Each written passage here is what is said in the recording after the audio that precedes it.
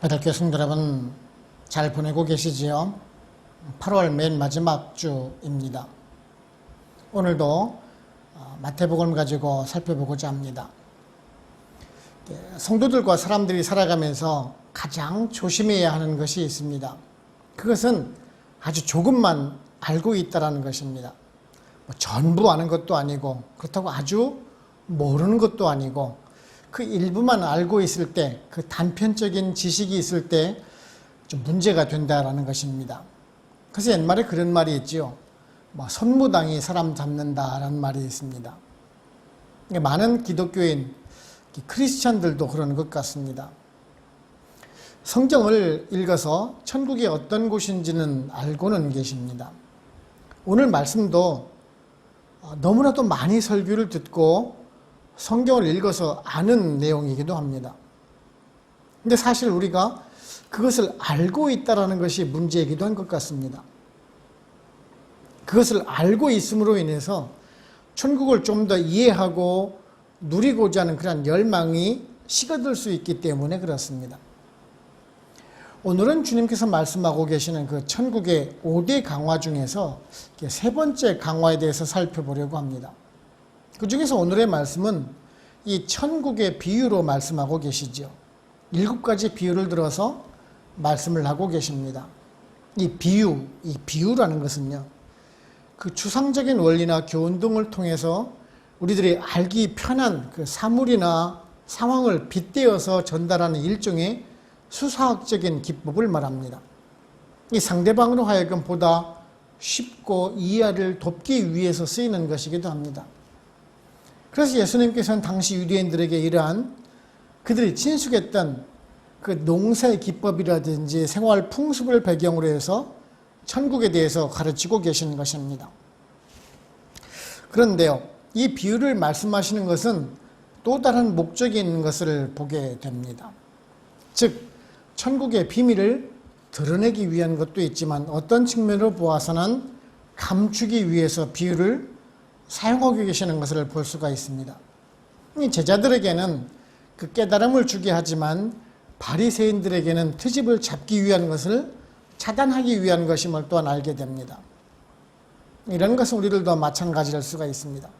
오늘의 말씀이 어떤 분들에게는 천국의 비밀을 알고 깨달아서 유익이 되는 사람이 있을 것이고, 그저 그냥 한편의 설교로 들으시는 분은 어떠한 감흥도 없을 것이기 때문에 그렇습니다.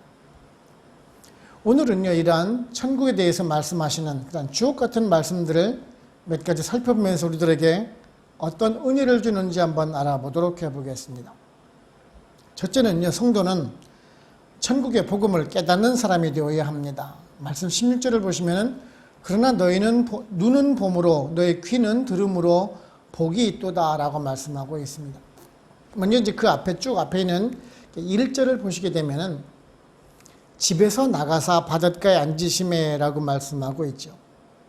앞서서 12장 9절을 보시게 되면은요, 회당에서 손 마른 사람을 고치시고 또 눈 멀고 벙어리 된 사람을 고치셨음을 볼 수가 있습니다.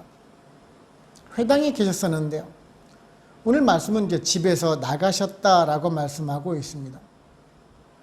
이 말씀은 아마 회당에서 치유하시고 가버나움에 있는 그 베드로의 집이나 또는 제자들의 집에서 쉬셨다가 지금 나가신 듯 합니다. 같은 내용을 기록하고 있는 마가복음 4장과 누가복음 8장의 기록을 보게 되면은 이것이 갈릴리 쪽 북쪽에 있는 그 게네사렛 호소라라고 추정을 하고 있습니다.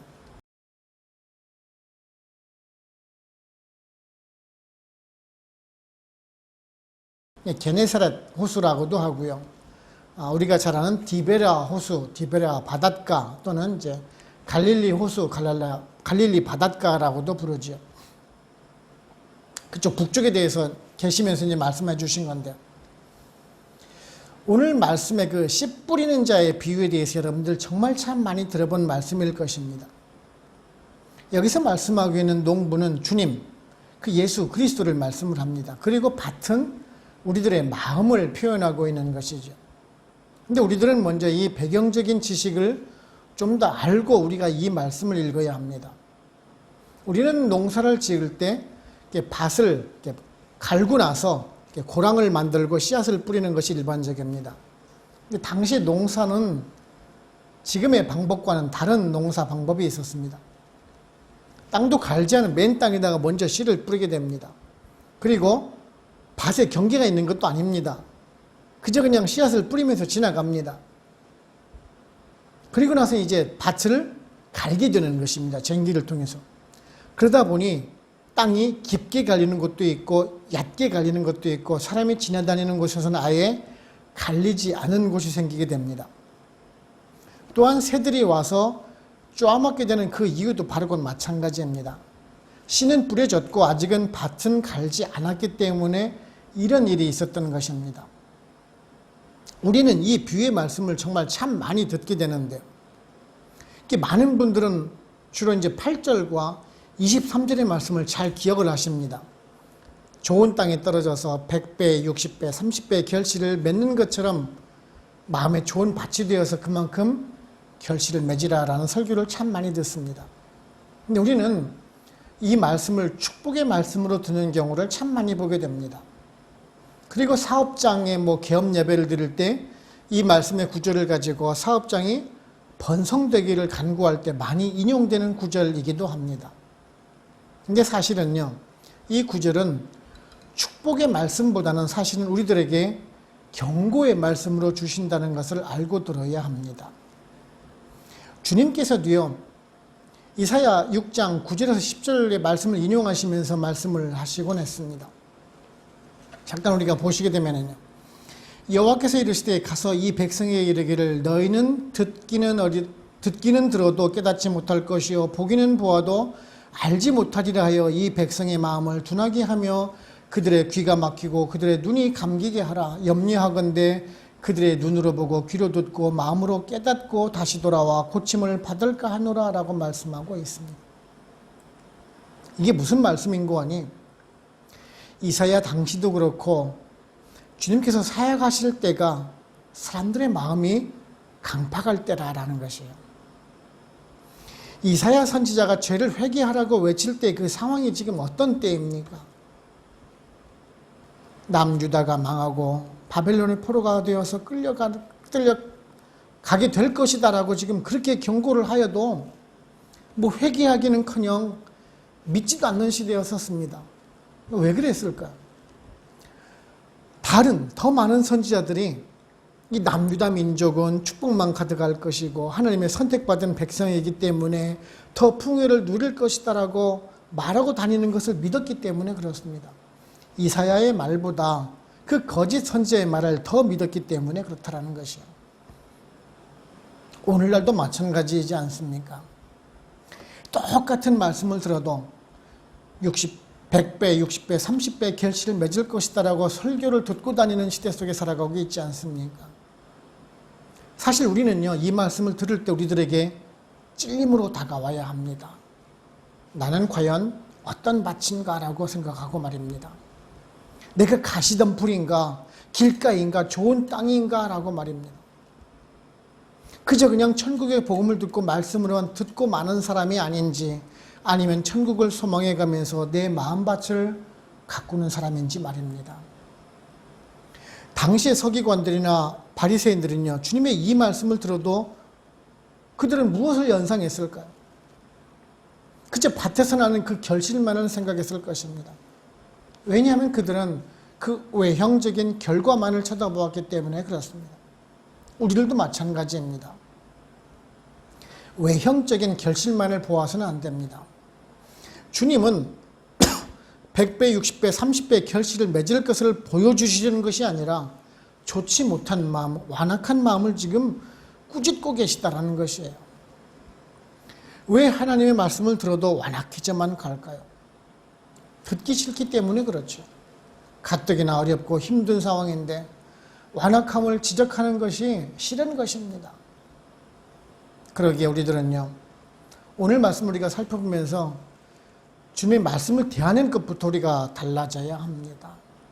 마음밭이 거칠고 거칠어지고 단단한 길가에 있는 밭이 되어서는 수확을 맺지 못하게 된다라면은 사실 결국은 나만 손해 아닙니까? 히브리서 3장 15절 말씀이에요. 성경에 일렀으되 오늘 너희가 그의 음성을 듣거든 경노하시게 하던 것 같이 너희 마음을 완고하게 하지 말라 하였으니라는 그 말씀을 여러분들 다 기억하시고요. 하나님의 말씀을 듣고 즉시 순종해 가면서 늘 주님과 동행하심으로 언제라도 은혜를 받으실 수 있는 귀하고 부드러운 그 밭의 마음을 가지시는 여러분들 되시기를 바랍니다. 둘째는요, 이 천국의 비밀은 비유를 이해하는 사람들에게만 주어집니다. 35절을 보시면 이는 선지자를 통하여 말씀하신 바 내가 입을 열어 비유로 말하고 창세부터 감추인 것들을 드러내리라 함을 이루려 하심이라 라고 말씀하고 있습니다. 이 말씀은 시편 78편 2절의 말씀을 인용한 것이죠. 이제 시편 78편 2절을 보시게 되면은 내가 입을 열어 비유로 말하며 예로부터 감추었던 것을 드러내리라 하니라고 말씀하고 있죠. 지금 주님께서 이 말씀하시는 까닭은요, 인류 구속 사역을 위한 하나님의 계획을 지금 말씀하고 있는데요. 제가 예배 시간에도 말씀드렸지만은 지난주에도요, 하나님의 구속 계획이 감추어져 있다라는 말씀입니다. 그러면서 곡식과 가라지를 비유로 말씀을 하셨지요. 여러분들 중에서 농사를 지으신 분이 만일 계시더라면 금방 이해를 하실 것입니다. 벼 농사를 짓다 보면 피라는 것이 있습니다. 어느 정도 자랄 때까지는요, 그것이 벼인지 피인지를 잘 모릅니다. 근데 좀 지나다가 보면은 조금 다르게 웃자란 키가 되는 것을 볼 수가 있는데 그것이 피입니다. 결실을 맺을 때 되면, 이삭이 맺을 때 보면 분명하게 알 수가 있습니다. 지금 주님께서 예배를 들고 있는 이 가라지라는 것도 아마 그 당시에는 호밀풀을 말씀하고 있는 것 같습니다. 밀 사이에 자라나는 그 밀과 구분이 잘 안 되는 것이 있습니다. 그러다가 나중에 이상한 결실을 맺는 것이 바로 곧 호밀풀입니다. 그래서 벼를 다 뽑아내지 말고 기다리라는 것입니다. 왜냐하면 잘못 뽑아낼 수가 있기 때문에 그렇습니다.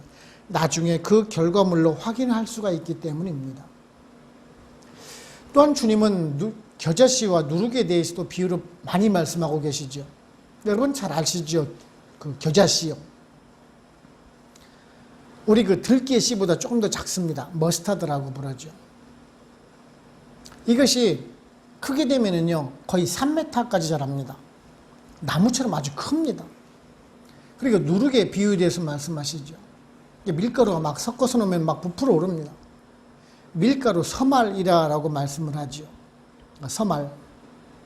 이 정도 분량이면 약 20ml 정도 됩니다. 한국 기준으로 한 12대 정도 되는 분량입니다. 이 정도는요, 대략 한 100명분 정도의 빵을 만들 수 있는 양이라고 합니다.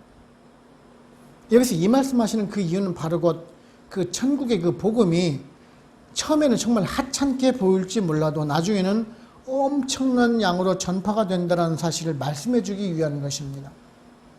여기서 말씀드리는 그 겨자씨의 비유는요, 우리들의 그런 외형적인 성장에 대해서 말씀을 해줍니다.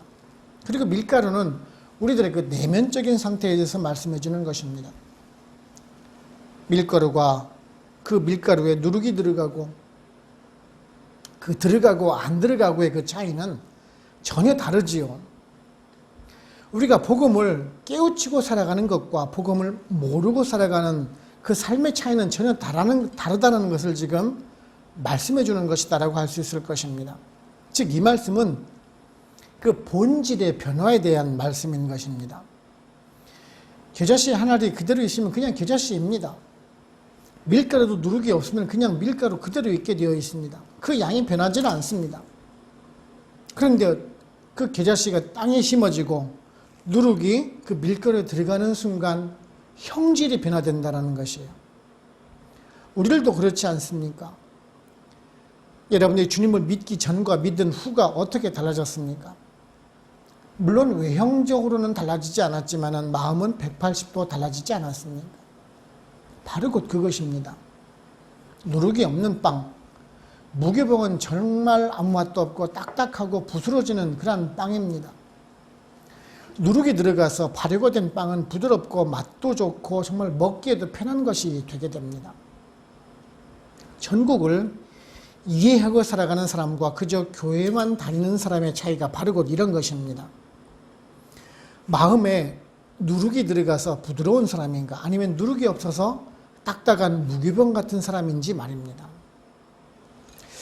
갈라디아서 5장 9절에 이렇게 말씀하고 있습니다. 적은 누룩이 온 덩이에 퍼지느니라 라는 그 말씀처럼요, 예수 그리스도의 그 복음이 누룩처럼 퍼져서 우리 모두 오묘한 천국의 비밀을 우리가 알고 그 천국을 누려나가는 사람들이 되기를 원하는 것입니다. 세 번째는, 우리 성도는 주님의 가르침에 새로워질 수가 있어야 하는 것입니다. 52절을 보시면은 예수께서 이르시되 그러므로 천국에 제자된 서기관마다 마치 새 것과 옛 것을 그 곳간에서 내오는 집주인과 같으니라 라고 말씀하고 있습니다. 그 앞에서 마지막 세 가지 비유를 더 말씀하고 계시죠. 밭에 감추인 보화를 말씀하십니다. 우리는 그렇게 생각할 수가 있습니다. 밭을 이렇게 갈다가 보화를 발견을 했으면은 그 발견한 사람의 임자이지라고 생각을 합니다. 그런데요, 그 당시의 율법에 따르면은요, 그 보화는 그 밭의 주인 것이 됩니다. 그러다가 보니 소작인이 밭을 갈다가 보화를 발견했으니까 지금 그대로 묻어둔 것입니다. 그리고 그 돈을 모아서 그 밭을 산다라는 말씀입니다. 우리는 이 비유의 말씀드리면서 잘못 생각할 수가 있어요. 밭의 주인에게 보물이 있음을 말하지 않고 몰래 숨겼다가 자신이 밭을 사서 보물을 가지고 간다는 것이 비양심적이지 않느냐라고 말할 수가 있을지도 모르겠습니다. 하지만 지금 제가 말씀드리는 것은 그 양심과 비양심에 대해서 말씀하는 것이 아닙니다. 천국의 진리를 알았다라면 모든 것을 다 희생해서라도 그것을 얻기 위해서 전력을 다하라라는 말씀을 하고 있는 것입니다. 마태복음 19장을 보시면 아주 재물이 많은 그 청년의 이야기가 나오죠. 그는 분명 영생, 그 천국의 삶이 무엇인지를 알고 있었습니다. 그럼에도 불구하고 가지고 있는 재물이 아까워서 주님의 제자가 되는 것을 포기하는 사람이 나옵니다. 만일 그 천국의 삶이 현재 자신의 삶과 비교가 되지 않는다는 것을 알았더라면, 깨우쳤더라면 그가 어떤 삶을 살았겠을까요? 현재 재물이 더 중요하지 않다는 것을 알았겠지요. 그는 그 미래적인 불확실성보다는 차라리 지금의 현실의 만족을 택했다라는 것이에요. 이런 것은 오늘날 우리들도 마찬가지일 수가 있습니다. 그 장래의 그 평안을 위해서 현재의 그 불편을 감수하지 않으려고 합니다. 그래서 지금 당장 어렵고 힘든 것만을 모면하려고만 합니다. 지나고 힘든 것을 참고 지나가고 나면은 분명 좋은 결과가 있을 것을 아는데도 인내하지 못한다라는 것이죠. 우리들이 성경 공부하는 것도 마찬가지입니다. 정말 어렵죠. 신학적인 내용에다가 복잡한 배경에다가 역사까지 다 배운다고 해서 천국에 가는 것 결코 아닙니다. 그럼에도 불구하고 왜 성경을 읽고 성경을 공부하라라고 합니까? 알고 깨닫는 만큼 그 천국에 대한 소망이 강해지기 때문에 그렇습니다. 지금 주님이 말씀하고 있는 것이 바로 곧 이것입니다. 감추인 보화, 알면 뭐합니까? 어차피 내 것이 아닌데요. 그러는 순간 그 보화는 영원히 가질 수가 없게 된다는 것이에요. 그 가치를 알기 때문에 최선을 다한다는 것이에요. 보화, 진주, 물고기 다 마찬가지 비유로 말씀하고 있습니다. 이것이 나에게 아무런 유익이 되지 못한다면 아무런 쓸모가 없게 됩니다. 그러나 그것이 나에게 얼마나 큰 것인지를 안다라면 최선을 다하게 되어 있는 것이죠. 지금 주님께서 하시는 그 천국의 비유가 다 이런 것입니다. 천국을 알고 소망 가운데 선을 행하면 의인으로 천사들이 끌어올려 줄 것이고, 그렇지 않고 완악함으로 배척을 하면은 풀무불에 던져 넣어서 나중에는 이를 가게 될 것이라고 말씀하는 것이 바로 이런 것입니다. 그러면서 서기관들이 창고에서 새 것과 옛 것을 창고에서 꺼내 나오는 집주인과 같다라고 말씀하시죠. 집주인은 내 마음대로 오래된 그릇이나 새 그릇을 꺼내 쓸 수가 있습니다. 뭐 주인 마음이지요. 그런데요, 주인이 새 것과 옛 것을 그 말씀하시는 그 이유는 지금 무엇을 의미하고 있습니까? 옛 것은 구약의 율법을 말씀하는 것이고, 새 것은 천국의 복음을 의미하죠. 같은 성경의 말씀을 대하면서도 그저 구약의 율법만 알고 지키는 것만 한다라면은 메시아로 오신 구세주를 볼 수가 없습니다. 하지만 모든 구약의 하나님의 말씀이 구세주이신 예수 그리스도 모형처럼 깔때기를 모아주고 있음을 우리가 알 수가 있죠. 그것처럼 하나님의 복음을 제대로 알고 있으면은 천국의 비밀, 복음을 알 수 있다라는 말씀이기도 합니다. 우리들도 마찬가지입니다. 그저 성경을 읽었다고 해서 천국의 복음을 아는 것이 아닙니다. 예수 그리스도가 나의 구세주라는 것을 성경에서 발견하지 못하면은 당시의 서기관들과 진배 없는 사람이라는 것입니다. 그래서 감추인 비밀이 되는 것입니다. 마태복음 7장 21절에서요. 나더러 주여 주여 하는 자마다 다 천국에 들어갈 것이 아니요 다만 하늘에 계신 내 아버지의 뜻대로 행하는 자라야 들어가리라 라는 그 말씀 우리 모두 다 기억하시고요. 바른 믿음, 바른 신앙을 가지고 예수 그리스도를 구세주라 믿는 믿음으로 살아가실 수 있는 저와 여러분들 되시기를 바랍니다. 결론적으로 말씀을 드리게 되면은 이 말씀을 전하던 이 갈릴리 호수에는요, 약 한 20여 종 정도의 물고기가 산다라고 합니다. 그 중에서 가장 상품 가치가 있는 물고기는 베스라고 부르는 물고기입니다. 일명 우리는 그 베드로 고기라고 부르는 생선이지요. 우리의 그 붕어와 비슷하기도 합니다. 사람들이 성지순례를 가게 되면 꼭 먹어본다라는 그런 생선입니다. 제 절친한 친구 목사님이 하나 있는데요. 예루살렘에는 그 히브리 대학에서 유학을 할 때 경험했던 이야기를 들려주었습니다. 그 갈릴리 호수에서 어부들이 이제 그물로 고기를 잡는데요. 이 베드로 고기만 건지고 나머지는 다 그냥 버린다라고 합니다. 그래서 유학 시절에 그 비늘이 없는 생선, 즉 뭐 장어라든지 메기 같은 것들을 이제 막 잡게 되면은요, 공짜로 참 많이 얻어먹었다는 말을 해주었는데요. 처음에는 그들이 참 고마운 사람이라고 생각을 했었대요. 나중에 이제 자주 가서 고기를 얻어먹으니까 너희들 누구니? 동양인 사람들이 왜 자주 오니라고 물어보더랍니다. 그래서 우리는 신학교 학생이라고 얘기를 하니까 아주 경멸하듯이 쳐다보더라는 것입니다. 자기들은 쓰레기처럼 생각해서 버리는 것을 먹는 것이 너무 이상하게 생각하더랍니다. 친구가 그런 생각을 했더랍니다. 이처럼 천국에서도 버려지는 사람들이 있겠구나라는 생각을 하니까 정말 아찔하더랍니다. 그래서 정말 더 열심히 공부했다라는 그런 말을 들었는데요. 종말의 때가 오면은 주님께서는 분명 우리들을 골라내실 것입니다.